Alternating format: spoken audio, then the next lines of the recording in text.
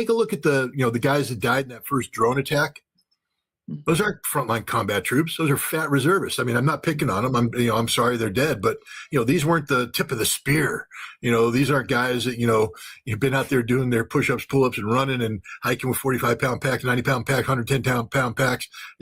Humping mortar rounds, base plates, and all. No, they don't know how to do that. They were sitting in a bunker and they got killed. The vast majority of the people in theater are just that: support troops, logistics troops.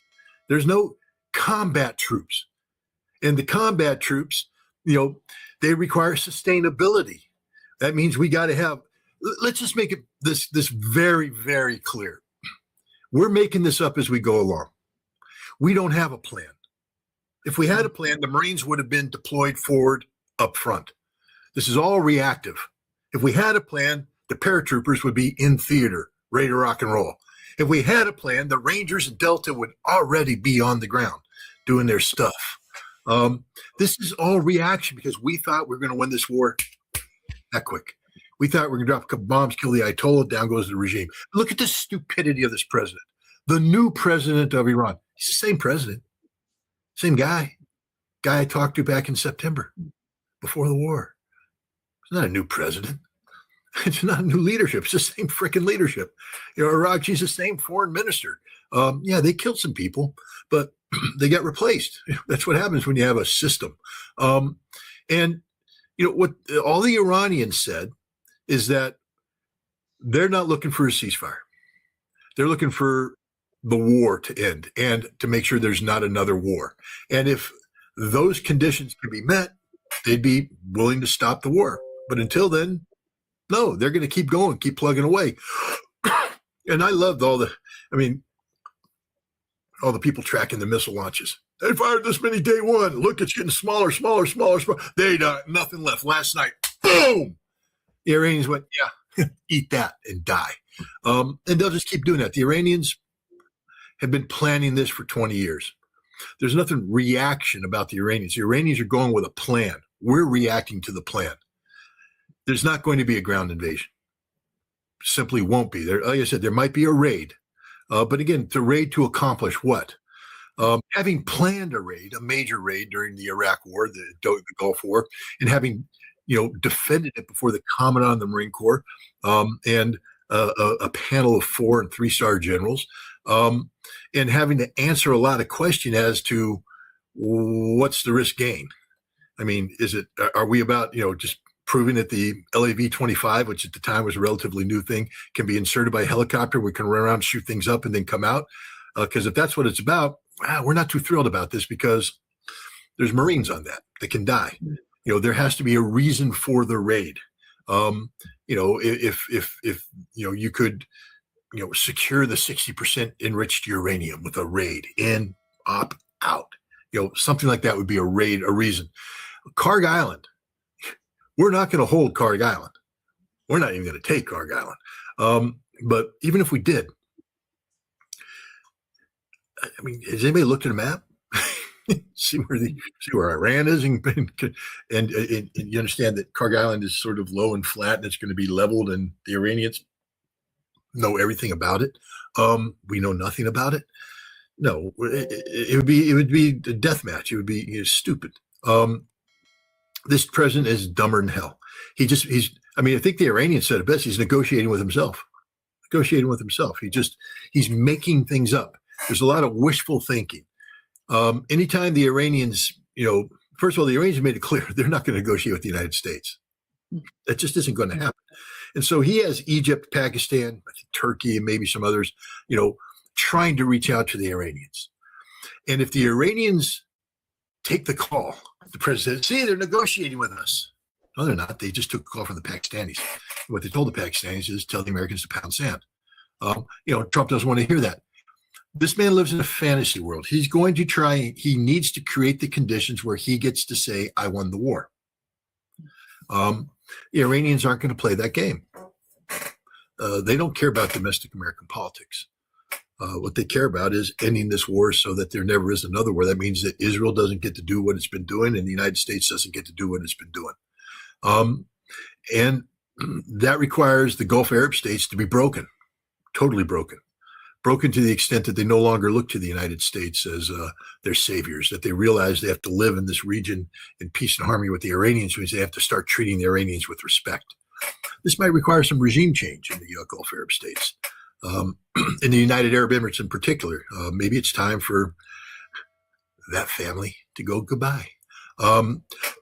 Maybe in Bahrain, goodbye. Maybe in Kuwait, goodbye. It's all possible.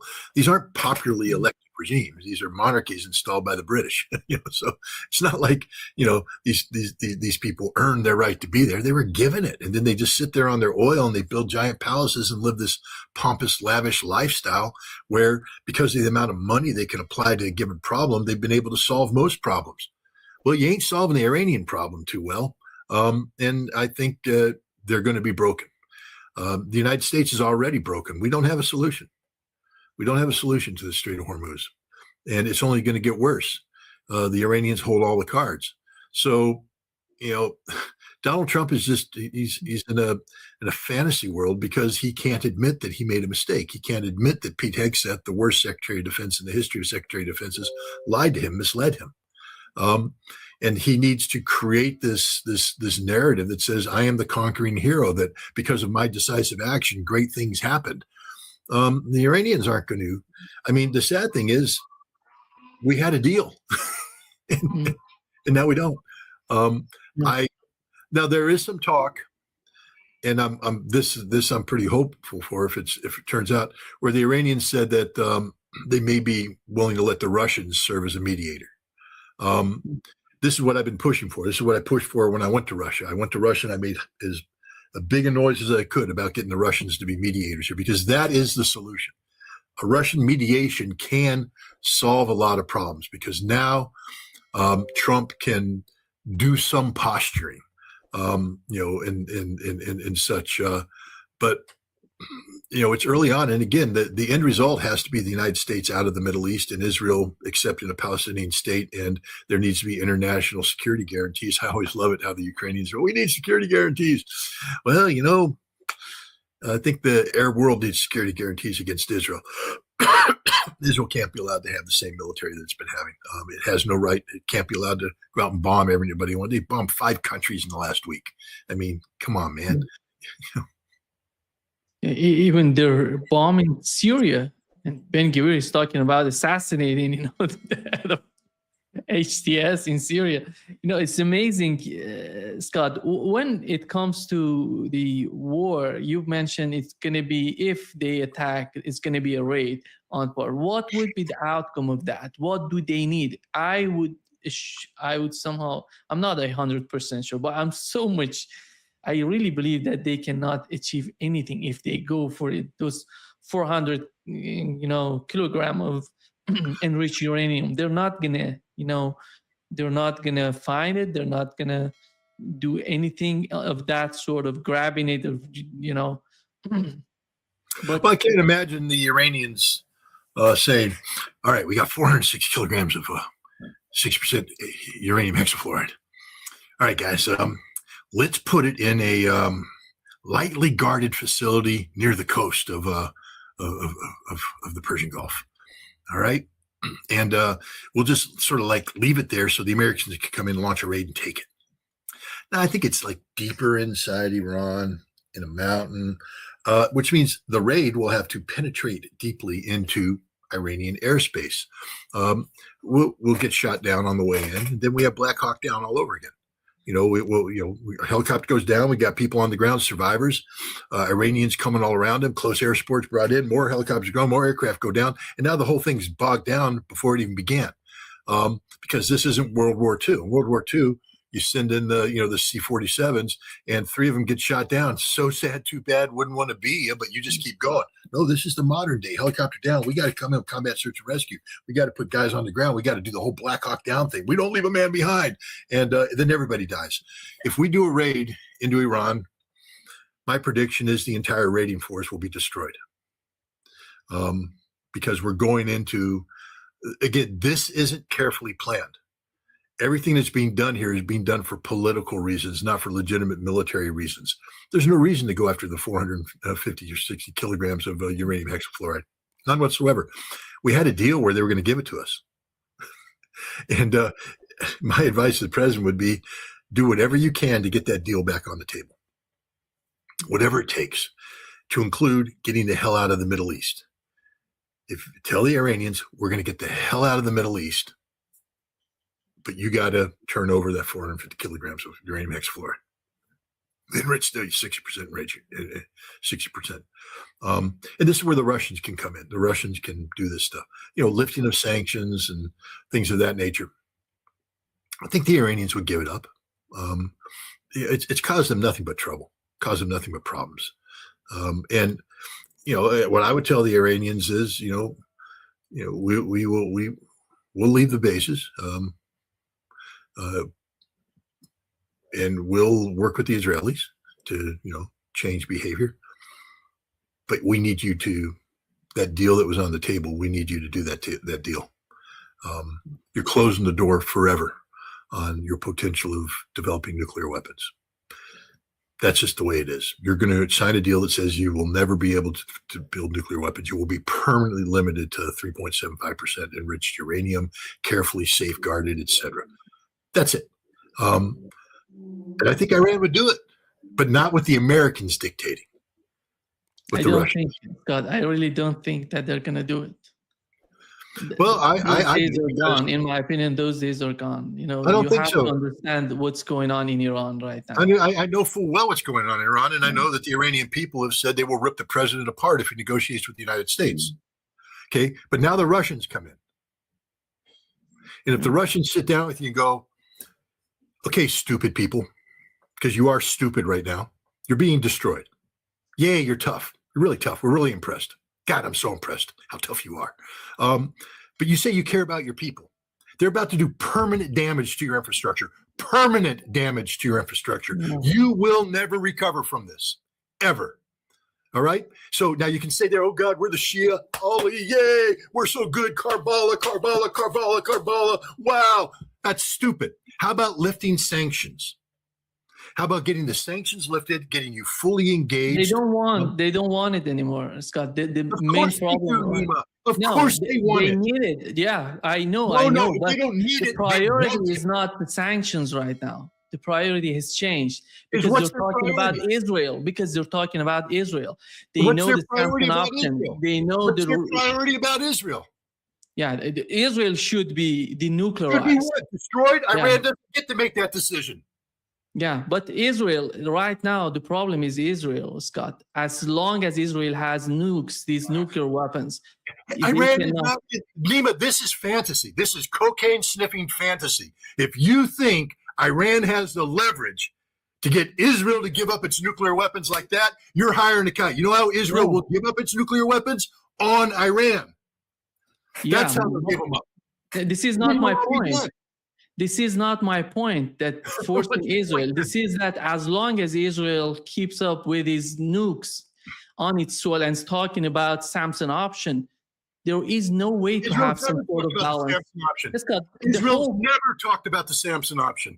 Israel has never talked about the Samson option. They talk about, their minister said that about Gaza. They said use the nukes against Gazans. The Gazans have nothing. That's a sniffing minister who's high as a kite, who's sitting there saying stupid stuff. Find me the official policy statement of the Israeli government that said we'll drop nuclear weapons on Gaza. Because we have Americans that said the same thing, and they're just stupid mouth-breathing morons. Okay, let's get to the official policies of the Israeli government. There is an official protocol that exists between Israel and the United States on the use of nuclear weapons, and Israel will not violate that protocol. I really don't think that Iran would accept. Then Iran dies. The worst thing has happened, Scott. No, the worst thing has not happened. Nothing. What else can they do? They want to use nuclear bombs? Go ahead and use it. And then what? How tough are you then with your dying of your radiation sickness? They're going to see what they have. They're going to see, Scott. I think they have to understand the Iranians are going to unveil their 3 15-kiloton nuclear weapons that they managed to scrape together. Yay! I'm saying I think that they know how to respond to that, because it's not my opinion, my personal opinion, because I talked with many of them when I was in Iran. I know the people. They said, what? Decision makers or the people? I'm talking about decision makers. I'm not talking about. And you're telling me right now that the decision makers in Iran Yeah. won't go for, because first of all, what you're saying is it doesn't conform with the Iranian government's saying. The Iranian government is saying that if the United States leaves the Middle East and Israel, if there's behavioral checks and balances on Israel, they never once mentioned Israel's nuclear weapons as a precondition. That's your thing. They never mentioned it. And what I think the official policy is, Iran is keeping this level of enrichment. They're not going to give up the level of enrichment because they want to be prepared for Israel. If Israel decides to attack Iran using nuclear weapons, they want to be prepared to respond to Israel. That's the whole concept. What I've learned, it's not my opinion. It's not my opinion to put it. I'm not discussing from my point of view. It's because I talk with many of these decision makers in Iran. They said they're prepared to the end. They said the end is the use of nuclear weapons. They're prepared for that. It's not something. Well, I mean, there's nothing you can do. I mean, it's like looking at a person in the ocean. The other the part Russians can save your ass. The Russians can save your ass. That's the only chance you have. Because otherwise, you're just going to get pounded to death. You know, Scott, even Medvedev said that 2 days ago. He said that the outcome of this war would be NPT, Iran withdrawing from NPT and being a nuclear power, having nuclear bombs. And he said that. When someone like Medvedev says that, it means something. It doesn't mean that his assessment of what's going on in Iran is. That's the only assessment that matters. Did Putin say it? No. Don't talk to me about Medvedev. Don't talk to me about Karaganov. Don't talk to me about anybody.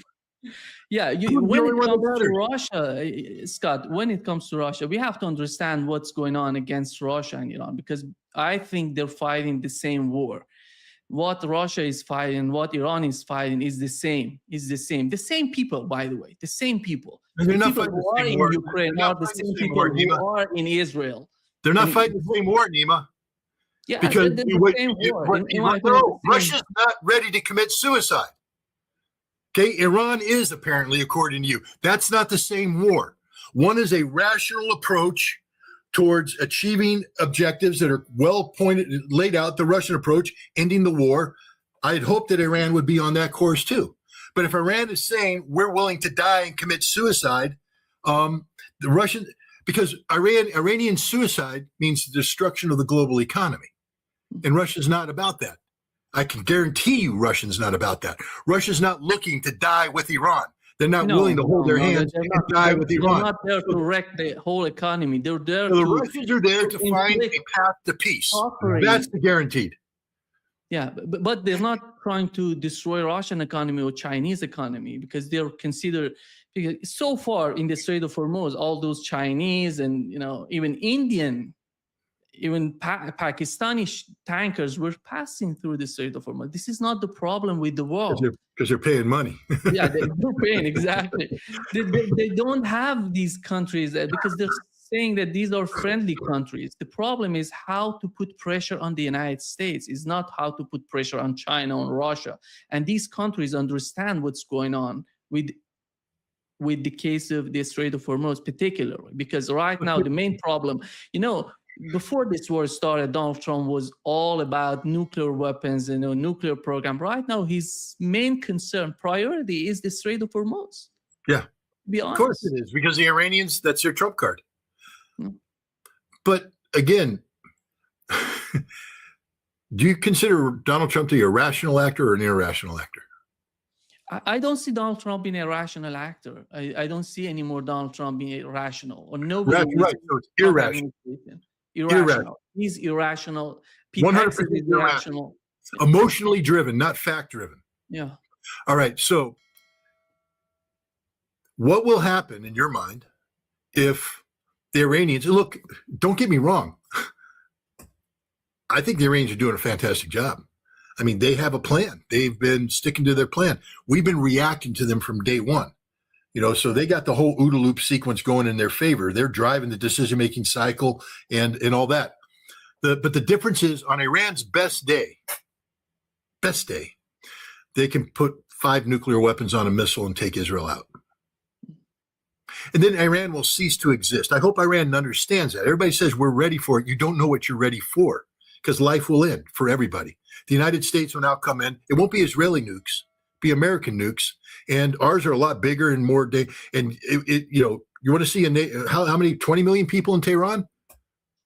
Yeah, you know what a 1 megaton bomb will do to Tehran? Take it out. Why would the United States do that if Iran If Iran used nuclear weapons against Israel? Yeah, no. I'm talking about why would the United States use nuclear weapons against Iran? Is because of Israel or because of the United States? Donald Trump is an irrational actor whose but ego matters more than anything. Objective? Yeah, let's assume His main objective is not to be beaten by Iran. So you think that he's going to go nuclear just because of he doesn't want to be beaten? I think Donald Trump understand. After all, Scott, so far Donald Trump tried to do regime. The main goal, I think, was regime change. It wasn't about the military operation. If it was a military operation, they were prepared for the military operation, for the war. They were not prepared for this war. They were deceived by Mossad, I think, basically, and some people in CIA, that they can do regime change. You remember, you and I discussed this before. You said if they go there, they're going to do regime change. It's going to be a regime change operation. But that was a fantasy. I think it was sold by Mossad. Well, you remember what I said about regime change. I said it would be a regime change operation. It's the only way they could do to, because of the limited military capabilities. I said the only way we could do this is to do a regime change that collapsed Iran before their missiles could become fully engaged. But I also said that you can't initiate the regime change unless you have certainty of outcome. And I said, that means that the Israelis need to have this place totally penetrated. The United States needs to have it totally penetrated, and we've got to go in there and we got to get it done. And across the board, a fundamental regime change isn't killing the supreme leader. Regime change is suppressing the totality of the establishment. And if you could do that, then you could initiate this action. I think that it's clear that they couldn't do that. That they were laboring under the impression that by killing Ali Khamenei, that achieved that's Donald Trump's simplicity. And I blame the Iranian, missions. They don't have the Iranian Mission Center anymore, but this, Near East Division of the CIA, they've got to know.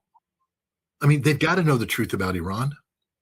I say they've got to because the CIA doesn't know the truth about Russia today. So, clearly the CIA can start believing their own propaganda. And I think that's what happened. I think one of the things that happened in Iran is that we started, if you go back in the history, there was a guy, Steve Ritter, good old Steve Ritter, my good old friend, hates me. He was doing the regime change in Iraq, but he also did the Iran. And there was a time, I forget, in the 80s or something, where we needed intelligence, maybe in the early 90s. And we had a network of people dating back to, the Shah's time, all the stay-behinds. And they were in there, and we had them all there, and they're reporting. And then the requirement came down, you need to increase your Iran reporting. And Steve Ritter, they were running a mail operation where they were basically mailing letters out to Munich. And you could do that every now and then. So, you get 5,000 pieces of mail going out today, 3 letters going to Munich. That's not raising the profile. That's normal. Normally the CIA would have pre-thought this thing out. How do you test the postal system, see what triggers it, and then you keep that sustained thing going to get those letters out there and all that with the secret writing in them and all. Richter was told, double down. So Richter basically told everybody, just start mailing letters. And so what happened is suddenly the mail going to Munich went way up, and the Iranians went, grab the mail, knock on the door, bring them in, open it up, secret writing, interrogate, find the secret writing materials, and they rolled up the whole network. We lost everybody in Iran that quick. We tried to rebuild it with rapid recruitment. This was in this would have been in the 2000s, where we, all those people that traveled around the world, all the, professors and the scientists that went to this meeting, that meeting. We came in there and we did what we do. Sometimes it didn't work. Sometimes it worked. Get them drunk, get them with a whore, take pictures, confront them with the reality that their family life's over and they're going to be killed when they go back to Iran, and they start rolling over for you. And so we get them all in there, but now we're communicating using Gmail, the old Gmail, CIA Gmail account. And, again, I forget who came up with it. I can't remember if it was the Iranians that rolled it up first and then gave it to the Russians, or then gave it to the Chinese, or the Russians gave it. Bottom line is somebody figured it out. And so the second wave of recruitment went away, which means now we're totally dependent upon Israel. Israel, of course, has been working with the Kurds and working with MEK and working with others. And so now you got Israel in there doing their thing, and the Israelis, they assassinate scientists, and they put viruses in that cause things to blow up. They blow things up, and they're like, "We're the Israelis. We're so damn good. We're awesome. We even did a raid on this archive and took all these papers out," although they didn't. And all this stuff. And so the CIA said, "Well, rather than us doing a third round of recruitment, we're just going to rely on the Israelis and dovetail on the Israeli op." And so the Israelis are telling them, we infiltrated, 5,000 Starlinks, and we have these cells, and we have this, and we have people in every city, and we have this, and we're doing this, and we got this, and we got that. The CIA is going, "Wow, you guys are really good. So when we kill Ali Khamenei, you're going to be able to get people in the street." And the Mossad's like, "Yeah, we got this. We are good. We are Mossad." And the CIA thought it was great, and they went and told the president that this is all going to happen. And the president called up Netanyahu, and Bibi went, "Yeah, baby, we can do this."